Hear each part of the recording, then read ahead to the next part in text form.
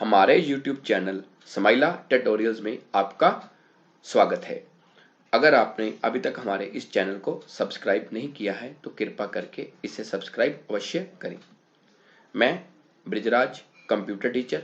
आज हम subject computer science class +1 chapter 5 control flow part 1 में इस चैप्टर के मल्टीपल चॉइस क्वेश्चंस और ट्रू फॉल्स पढ़ेंगे। आओ देखते हैं।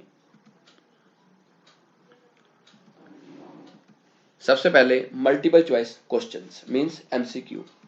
Number 1, C language is an example of dash कि जो सी लैंग्वेज है वो किसकी उदाहरण है। इसके ऑप्शंस हैं object oriented language, object based language, structural programming language और नन ऑफ दीज। इसका सही आंसर है स्ट्रक्चरल प्रोग्रामिंग लैंग्वेज कि जो सी लैंग्वेज है वो स्ट्रक्चरल प्रोग्रामिंग लैंग्वेज की एक उदाहरण है। स्ट्रक्चरल प्रोग्रामिंग लैंग्वेज वो लैंग्वेज होती है जिसके अंदर फंक्शंस का प्रयोग होता है। जैसे सी लैंग्वेज है, इसके अंदर सारे प्रोग्राम फंक्शन की मदद से चलते हैं, चाहे वो मेन फंक्शन है या कोई लाइब्रेरी फंक्शन है, उनके बिना कोई भी प्रोग्राम नहीं बन सकता। इसलिए सी लैंग्वेज एक स्ट्रक्चरल प्रोग्रामिंग लैंग्वेज है। Number 2, structural programming approach makes use of dash means structure programming language जो है वो किसका लाभ देती है। इसके ऑप्शन है modules, control structures, both A and B या नन ऑफ दीज। इसका सही आंसर है both A and B. A option है मॉड्यूल्स और बी ऑप्शन है कंट्रोल स्ट्रक्चर्स। मॉड्यूल्स का मतलब होता है कि जो सी का प्रोग्राम है जिस छोटे छोटे फंक्शंस में डिवाइड होता है उन फंक्शंस को हम मॉड्यूल्स भी बोलते हैं। और कंट्रोल स्ट्रक्चर का अर्थ है कि सी में कंट्रोल स्टेटमेंट्स का प्रयोग होता है। कंट्रोल स्टेटमेंट्स वो होती हैं जो प्रोग्राम के कंट्रोल को चेंज कर सकती हैं या प्रोग्राम के एग्जीक्यूशन ऑर्डर को चेंज कर सकते हैं। इसलिए इसका आंसर है बोथ ए एंड बी कि स्ट्रक्चरल प्रोग्रामिंग लैंग्वेज में मॉड्यूल्स भी यूज होते हैं और कंट्रोल स्ट्रक्चर्स भी यूज होते हैं। Number 3, comma is used as dash means C language में कोमा किस लिए यूज होता है। इसके ऑप्शंस है a separator in C, an operator in C, terminator in C या ए डिलिमिटर इन सी। इसका सही आंसर है एन ऑपरेटर इन सी कि जो कोमा है वो सी लैंग्वेज में एक ऑपरेटर का काम करता है। ऑपरेटर ये किस लिए यूज होता है कि अगर आपने एक से ज्यादा वेरिएबल लेने हैं, उनको आपने अलग अलग करके लिखना है, तो उसके लिए कोमा ऑपरेटर यूज होता है। Number 4, a null statement can be represented by dash means के खाली स्टेटमेंट या नल स्टेटमेंट को किसके द्वारा प्रकट किया जा सकता है या किसके द्वारा रिप्रेजेंट किया जा सकता है। इसके ऑप्शंस है new line, blank space, semicolon और कोलन। इसका सही आंसर है सेमीकोलन। कि सी लैंग्वेज में अगर आपने किसी खाली या नल स्टेटमेंट को रिप्रेजेंट करना है तो उसके लिए सेमीकोलन का प्रयोग होता है। सी लैंग्वेज में सेमीकोलन के दो प्रयोग हैं। एक प्रयोग क्या है कि अगर आप सी लैंग्वेज में किसी स्टेटमेंट को खत्म करना चाहते हो उसके लिए सेमीकोलन यूज होता है, और लूप के अंदर आप किसी खाली स्टेटमेंट को रिप्रेजेंट करना चाहते हो तो उसके लिए भी सेमीकोलन का प्रयोग होता है। Number 5, infinite loop is dash. C language में इनफाइनाइट लूप क्या होती है। इनफाइनाइट लूप के बारे में आपको बताना चाहूंगा कि इनफाइनाइट लूप वो होती है जिसका एंड नहीं होता, जो लगातार चलती जाती है। तो इसके ऑप्शन है useful for time delay, useless, use to terminate execution और नॉट पॉसिबल। इसका सही आंसर है यूजफुल फॉर टाइम डिले कि जो इनफाइनाइट लूप है द टाइम डिले के लिए बेनिफिशियल है।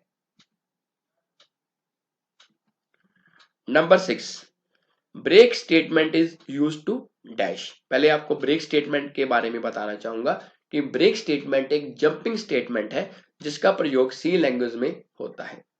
ब्रेक स्टेटमेंट का यह काम है कि अगर आप किसी स्टेटमेंट के बाद ब्रेक स्टेटमेंट लगा देंगे तो आपका प्रोग्राम वहीं पे खत्म हो जाएगा, वो स्टेटमेंट उसके आगे काम नहीं करेगी।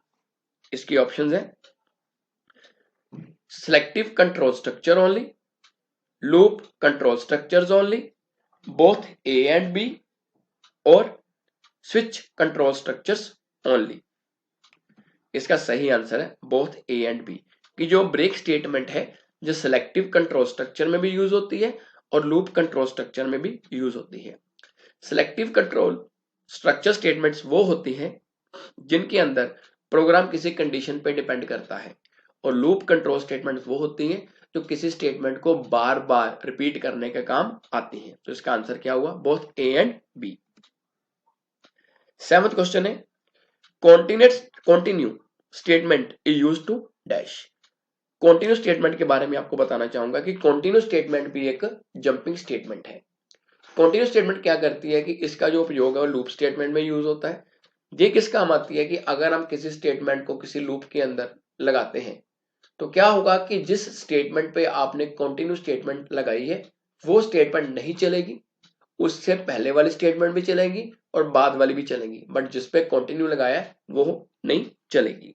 तो इसकी ऑप्शंस है continue the next iteration of the loop statement, या exit the block of loop statement, C option है continue execution of the program even errors occurs, या डी ऑप्शन है exit from the outermost block even it is used in the innermost block.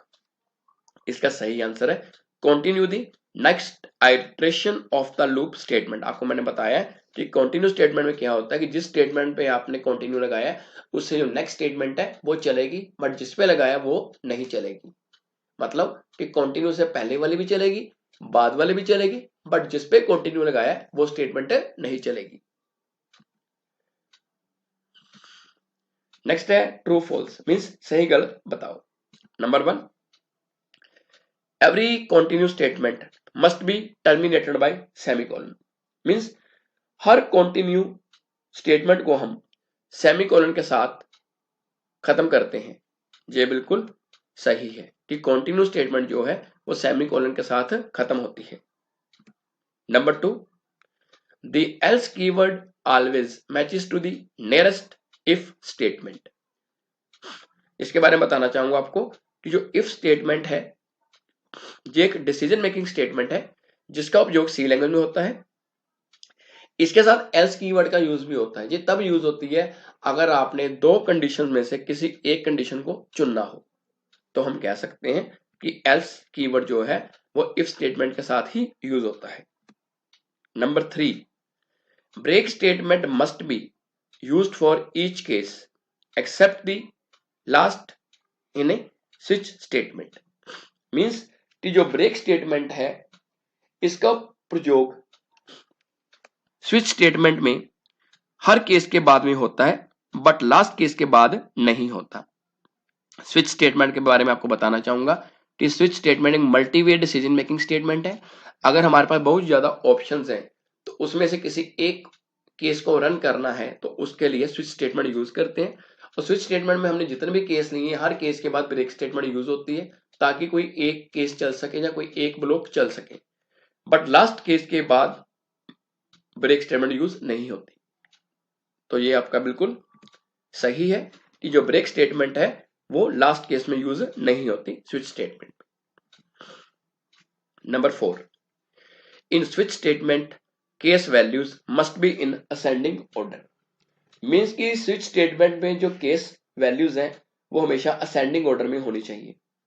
ये बिल्कुल गलत है कि switch statement में जो केस वैल्यूज हैं वो जिस मर्जी ऑर्डर में हो सकते हैं, असेंडिंग भी हो सकते हैं, डिसेंडिंग भी हो सकते हैं, या आपके अकॉर्डिंगली जो ऑर्डर है उसके अकॉर्डिंगली हो सकते हैं।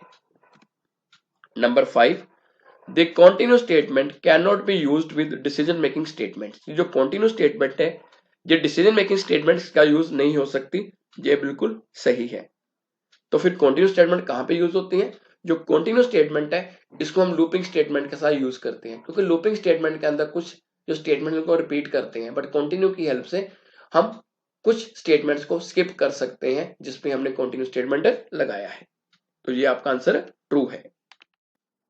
अगर आपकी इस वीडियो के बारे में कोई भी क्वेरी या सुजेशन है तो कृपया कमेंट सेक्शन में अवश्य बताएं।